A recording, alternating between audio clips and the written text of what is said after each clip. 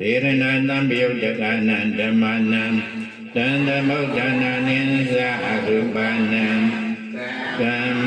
ပစ္စယေနာပစ္စယောမြင်ပြီးတော့ဖြစ်ဒေဝဇဂုနဲ့မြင်ပြီးတော့ဘုရားလောင်တော်ထွက်ကောင်းငင်ရသမင်များလွှင့်ပြီးတော့တင်လိုက်တဲ့အခါကျတော့လဲကြနဲ့ကောင်းငင်ရမှာသမင်ကလေးတွေတွဲလျက်ဆွဲနေတာဘယ်သူမြင်လဲ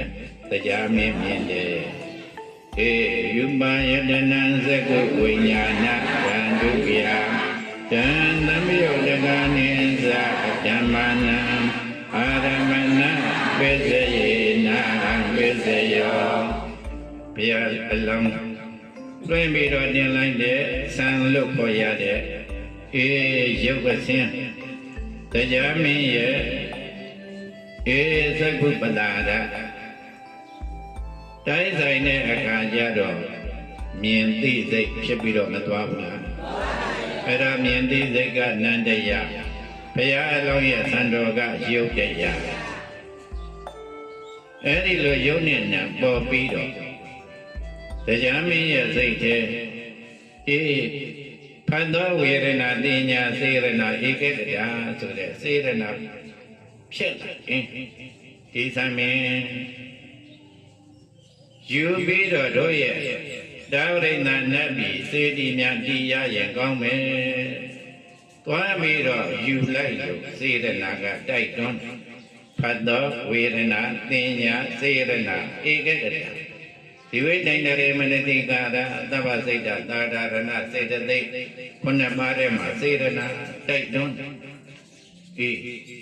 တရားမင်းရဲ့တဏ္ဍစေရနာဖြစ်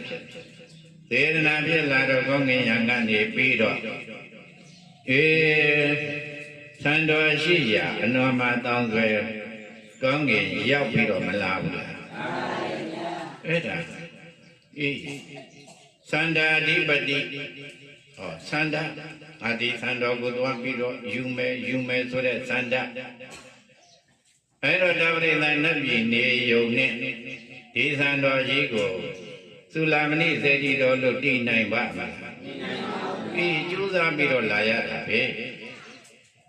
ဝိရိယဓိပန္တိဝိရိယသံယုတ်တကနံဓမ္မနံတံသမုဒ္ဒနာနိသရူပနံအဓိပန္တိပစ္စယေနာပစ္စယောဒီအပြီးတော့စိတ်အဲ့ဒီသန္တာနဲ့ဝိရိယကစိတ်တသိက်ဘယ်မှာမီဖြစ်